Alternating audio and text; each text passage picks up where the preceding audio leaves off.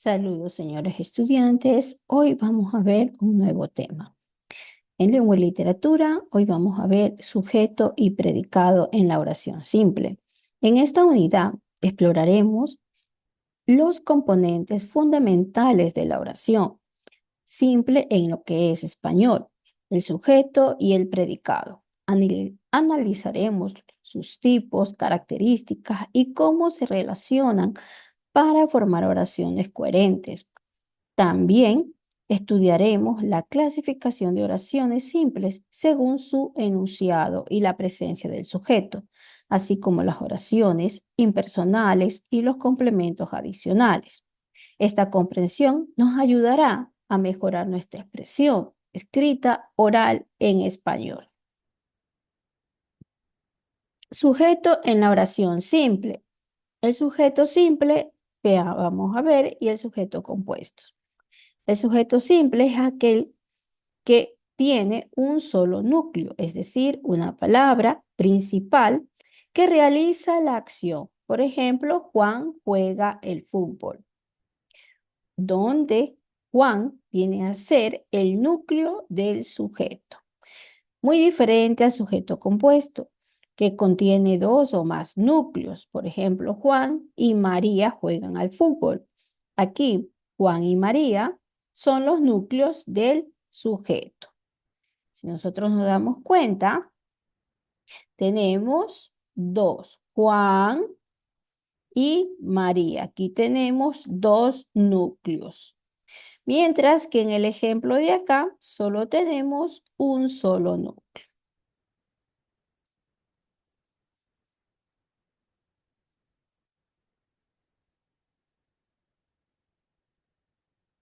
El predicado en la oración simple. El predicado simple quiere decir que contiene un solo núcleo verbal. Por ejemplo, María canta. En el predicado compuesto contiene más de un núcleo verbal. Por ejemplo, María canta y baila. Donde canta y baila vienen a ser los núcleos del predicado. En cuanto a las oraciones afirmativas, son las que expresan una afirmación, como su nombre mismo lo indica. El sujeto aquí realiza la acción del verbo o está en una situación específica. Por ejemplo, el perro duerme en su cama. El verbo aquí está en positivo y el mensaje nos transmite ya una idea muy clara y muy directa. En cambio, en las oraciones negativas, niega la acción o el estado del sujeto. Aquí se utiliza partículas negativas como no, nunca, tampoco, jamás. Vamos a ver un ejemplo. El perro no duerme en su cama. Si nos damos cuenta, aquí en el perro no duerme en su cama, tenemos la negatividad, ¿no? La negatividad viene a ser la palabra no.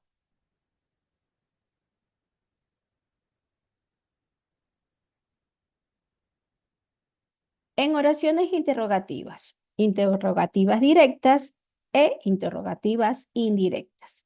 Cuando hablamos de interrogativas directas, llevan signos de interrogación y tienen una entonación ascendente. Por ejemplo, el perro duerme en su cama. Cuando hablamos de interrogativas indirectas, no llevan signos de interrogación y se integran en la oración. Por ejemplo, me pregunto si el perro duerme en su cama. Oraciones exclamativas e imperativas. Oraciones exclamativas expresan emociones fuertes como sorpresa, alegría, tristeza o enfado. Llevan signos de exclamación y tienen una entonación enfática. Por ejemplo, qué rápido corre el perro. En oraciones imperativas, y aquí expresan órdenes, mandatos, peticiones o ruegos. Usan el modo imperativo del verbo. Por ejemplo, duerme en tu cama. El verbo está en forma imperativa. Utiliza para dar órdenes o hacer peticiones directas. Clasificación por la presencia del sujeto. Vemos el sujeto explícito y el sujeto tácito. ¿Qué es sujeto explícito? El sujeto está claramente expresado en la oración. Por ejemplo, Luis lee un libro. Aquí, Luis viene a ser el sujeto que es visible e se identifica directamente. Muy diferente al sujeto tácito. El sujeto tácito no está explícito en una oración, pero lo sobreentendemos. Por ejemplo, lee un libro. ¿Quién lee un libro? Entonces sobreentendemos que puede ser él, puede ser ella, que está leyendo un libro. Oraciones impersonales con verbos meteorológicos. Son oraciones simples que no tienen ningún sujeto explícito ni tácito y se refieren generalmente a fenómenos naturales o meteorológicos. Una de las características que usan verbos como llover, nevar, hacer frío. Aquí no hay un sujeto que realice la acción del verbo. Por ejemplo, llueve mucho en primavera. Oraciones impersonales reflejadas. Se construyen con el pronombre reflexivo se y en verbo de tercera persona. Una de las características es que la estructura no requiere de un sujeto agente y el pronombre. Se introduce aquí lo que es la impersonalidad. Por ejemplo, se vive bien en esta ciudad. El complemento directo, que lo conocemos por CD. El complemento directo recibe directamente la acción del verbo de una oración y responde a las preguntas ¿qué o a quién en relación a lo que es el verbo? Vemos un ejemplo. Juan come una manzana. El complemento directo es una manzana. ¿Qué come Juan? Una manzana. El complemento indirecto, que es relacionado o lo representamos por el CI. Aquí vemos que el complemento indirecto indica que recibe el beneficio del daño de la acción de una oración y responde a la pregunta ¿a quién o para quién en relación del verbo? Por ejemplo, Juan le da una manzana a su hermana. El complemento indirecto, ¿qué le da Juan a su hermana? Una manzana. Complementos circunstanciales que los representamos por CC, que indican cuánto ocurre la acción en el tiempo. También nos señalan el lugar donde se realiza la acción o el modo donde se realiza la acción, incluyendo causa y finalidad. Por ejemplo, Juan come la manzana rápidamente, nos está dando un tiempo. La función de estas oraciones simples en lo que es la comunicación.